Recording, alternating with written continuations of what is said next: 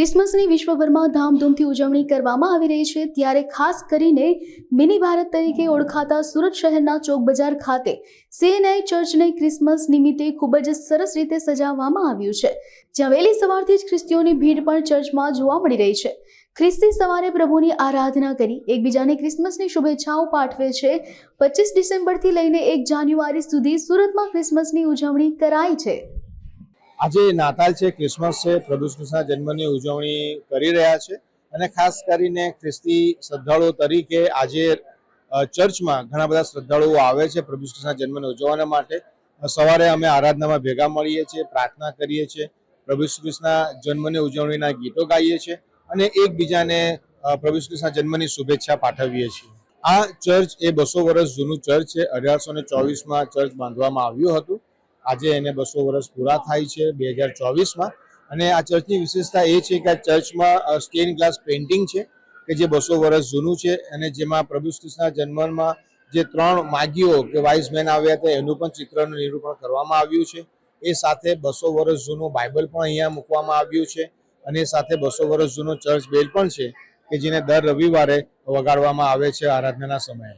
કલ્યાણી છે અને આ પ્રભુ મંદિરની અંદર સીએનઆઈ ક્રાઇસ્ટ ચર્ચની અંદર પ્રભુ ઈસુ ખ્રિસ્તના જન્મની ઉજવણીને અર્થે અમે સૌ ભેગા થયા છે। પ્રભુ ઈસુ ખ્રિસ્તનો જન્મ એ બહુ મહત્વનો છે સમસ્ત માનવ જાતને માટે।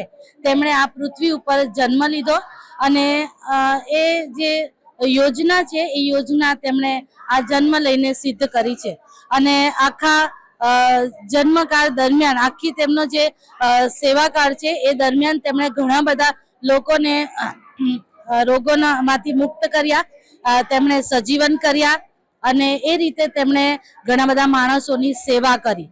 આજના દિવસનું દરેક ખ્રિસ્તી વ્યક્તિ માટે ખૂબ જ મહત્વ છે, કારણ કે પ્રભુ ઈસુ ખ્રિસ્તનો જન્મ તેઓ પ્રભુ મંદિરમાં આવીને ઉજવે છે। અહીંયા અમે પ્રભુ મંદિરમાં આવીને તેમના સ્તુતિના ગીતો ગાઈએ છીએ। અમારા જે ચર્ચના ફાધર છે એ અમારા માટે પ્રાર્થના કરાવે છે, પ્રભુ ઈસુ ખ્રિસ્તના જન્મનો સંદેશો આપે છે।